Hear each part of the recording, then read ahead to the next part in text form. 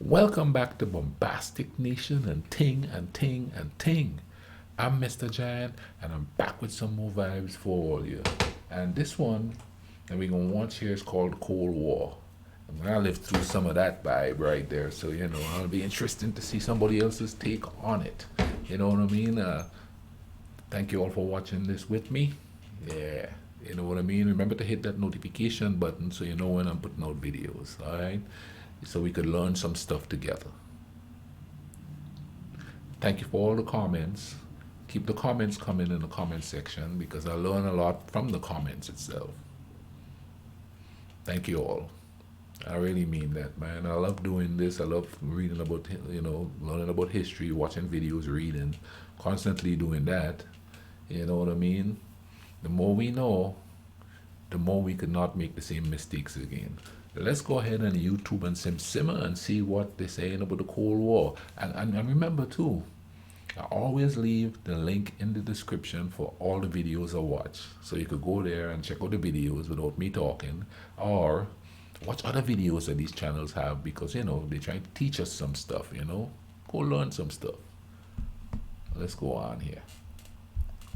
During the second half of the 20th century, the world's two major powers were engaged in a face-off without direct confrontation for almost 45 years.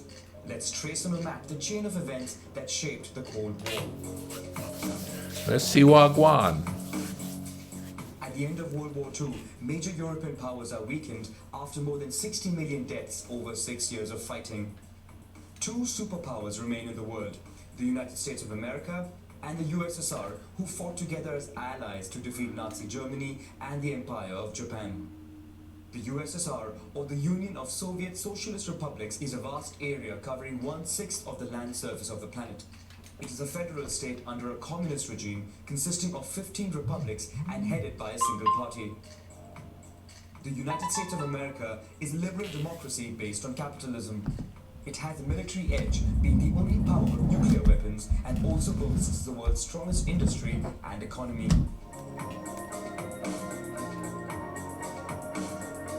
Both powers try to peddle their influence in Europe. The US, under its Marshall Plan, offers substantial loans to European countries to revive the economy and establish trade links. The USSR, for its part, wants to protect its borders and set up pro-Soviet governments in liberated countries. Europe is found divided into two blocks and separated by what is called the Iron Curtain. In Germany, Allies merged territories they control in violation of agreements signed with the Soviets.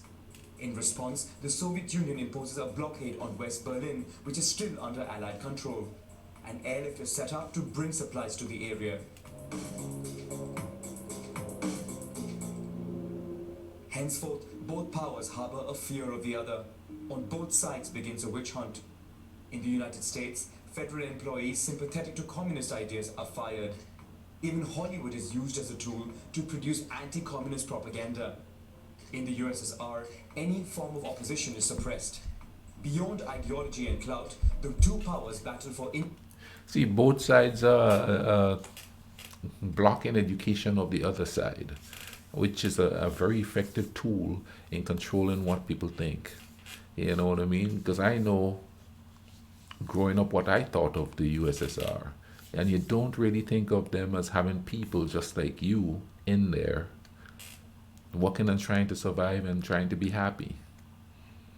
We sort of during this time we sort of existed with an underlying fear of each other, even though we were just people, just human beings trying to live in this world and have some modicum of peace or something like that.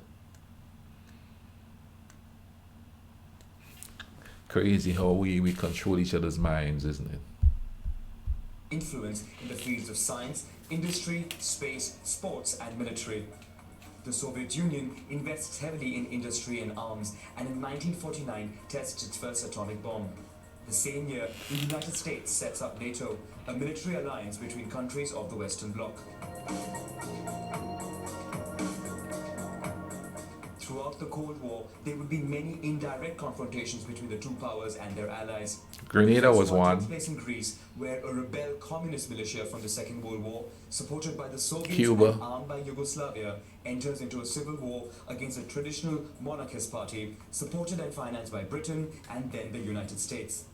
However, following tensions, the USSR breaks its alliance with Yugoslavia. As a result, Greek communists lose vital support and are forced to lay down their arms. Greece then becomes part of the Western Bloc.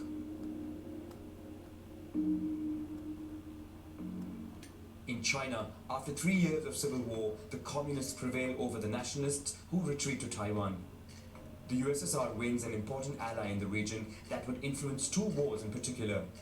The first was fighting alongside communist North Korea against South Korea, which was supported by a UN-led international force directed by the United States.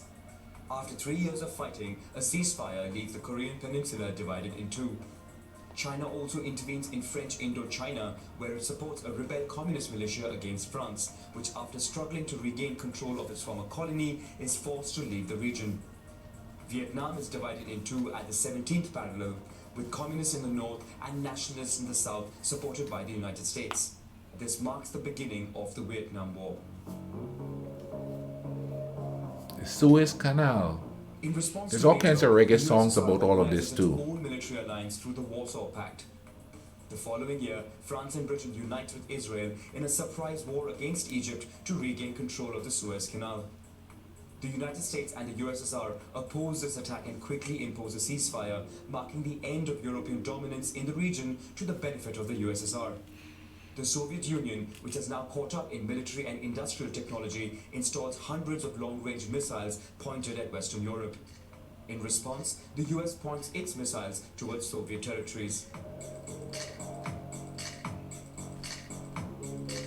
Following disagreements, China breaks its alliance with the USSR as the country aims to distance itself and become a new world power. On the other hand, many countries break with the two main camps and choose to remain neutral by creating the non-aligned movement. In Latin America, the United States plays its part to ensure no room for communism, but the country fails to militarily overthrow the new communist government in Cuba. The USSR takes advantage of the American failure to diplomatically influence Cuba. Soldiers and Soviet military ships are sent to the island and missiles are installed and pointed at the US. Tensions build to a point where the marine forces of both sides get ready to face off against each other. The whole world holds its breath and many countries prepare for an eventual World War III. But after negotiations, the USSR agrees to withdraw and remove its military facilities if in return the US promises not to attack Cuba and removes its missiles in Europe. This de-escalates the situation.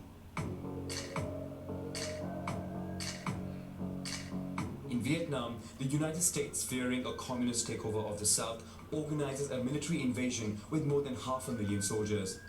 This decision antagonizes France, which prefers to find a peaceful solution. France decides to distance itself from the increasingly assertive United States and leaves NATO. In 1975, communists win the war, inflicting a heavy defeat for the United States, whose image is tarnished globally. The USSR took this opportunity to revive its political influence in the world. On the one hand, it supports communist militias in Africa, which takes over power in newly independent countries. On the other hand, the country sends its army to Afghanistan in support of the communist regime fighting the Mujahideen, a group of Islamists supported and funded, among others, by the United States. The USSR also upgrades and replaces its missiles directed towards Europe with more precise ones. This marks the beginning of the Euro missile crisis, which threatens Europe and pushes the United States. Didn't know there was to a install Euro new missile missiles of its crisis. own.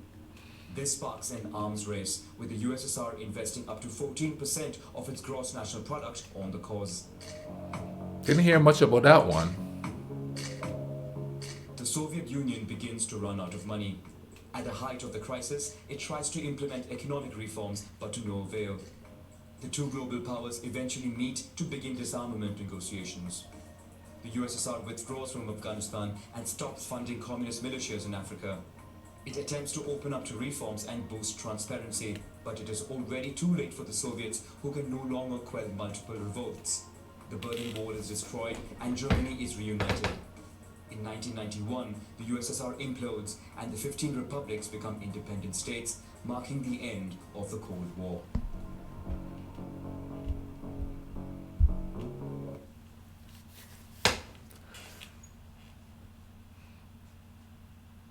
It's kind of a it's kind of interesting that I kind of lived through that there, and most of us alive now kind of lived through that around my age. That's baby boomers, I guess you would call us. I'm not exactly in a baby boomer. I'm like a year, give or take, there, but that's crazy. See, I remember a lot of that, especially when Grenada had the revolution, and that little island got thrust into the Cold War debate and thing like that. Communism is taking over the island. That was some unsettling times, you know what I mean? And here we are today, and we see the same superpowers at the top of the food chain. But thankfully we have YouTube and stuff so that us ordinary people could talk to each other and get to understand each other, and maybe, just maybe, we wouldn't let things get to that point again. We got all kinds of stuff that we could talk to. We got YouTube, we have Facebook, barring language barriers and stuff like that. We could actually talk to each other. That's why when somebody come at me angry or something, I really don't pay attention to them, because in actual fact, not fact, I believe that most people aren't like that. They just want to chill. They want to be respected. They want to live a nice, peaceful life, love, have fun. Maybe if we look at it that way, things would be all right. I would like to go to festivals in Russia. I'd like to go to festivals in England. I'd like to go to festivals, wherever in the world, and just absolutely enjoy the human experience. So I'm bucket listing everything. Anyway, man, you all take care of each other, all right? Cool runnings.